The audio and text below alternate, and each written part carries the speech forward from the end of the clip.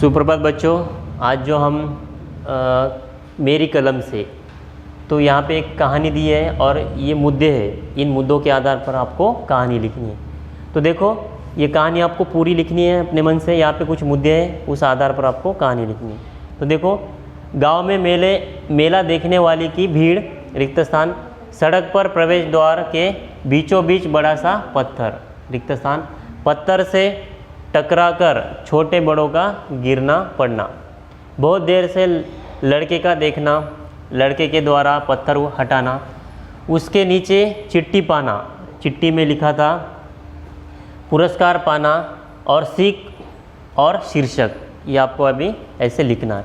तो देखो, यहाँ पे मैं आप इस कहानी को पूरी इसमें आपको बताऊंगा कैसे लिखनी है, ठीक है। तो देखो, ऐसे मुद्दे आने के बाद आपको कहानी मन से लिखनी आनी चाहिए और उसका आखिर में आपको सीख और शीर्षक भी लिखना आना चाहिए। तो देखो, गांव में मेला लगा हुआ था। आसपास के गांव के सैकड़ों दुकानदारों ने कई दिन पहले से ही मेले में अपनी दुकानें सजा रखी थी।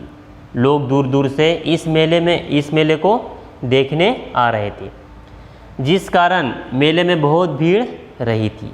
तो ऐसे आपको एक पैराग्राफ बनाना है, उसके बाद दूसरा पैराग्राफ आपको ऐसे यहाँ पे जगह छोड़ के लिखना है। आगे देखो, मेले के प्रवेश द्वार के बीचों बीच सड़क पर एक बड़ा सा पत्थर गड़ा हुआ था, जिससे टकराकर जाने कितने गिर पड़ते थे और जाने कितनों को रोज चोट लगती थी। न तो मेले के आयोजकों का ही ध्यान इस ओर गया, न ही मेले में आने वाले में से किसी का ध्यान इस पर गया। एक लड़का बहुत देर से लोगों की इस परेशानी को देख रहा था। अंत में उससे रहा न गया, उसने पत्थर हटाने की कोशिश की।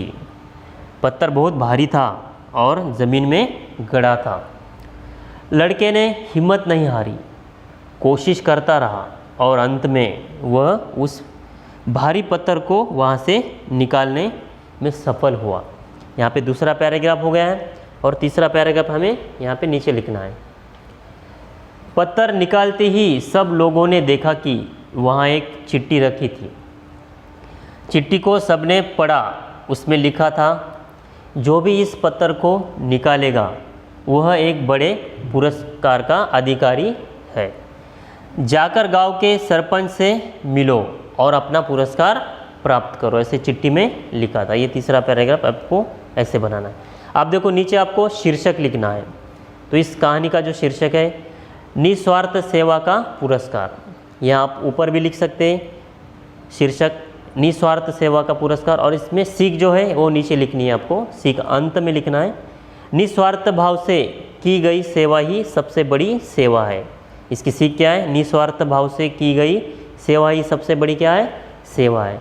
तो देखो बच्चों, ऐसे आप इस मुद्दे के आधार पर कहानी लिख सकते हैं। तो आपको ऐसी कहानी परीक्षा में आने के बाद आपको ऐसी कहानी लिखनी आनी चाहिए।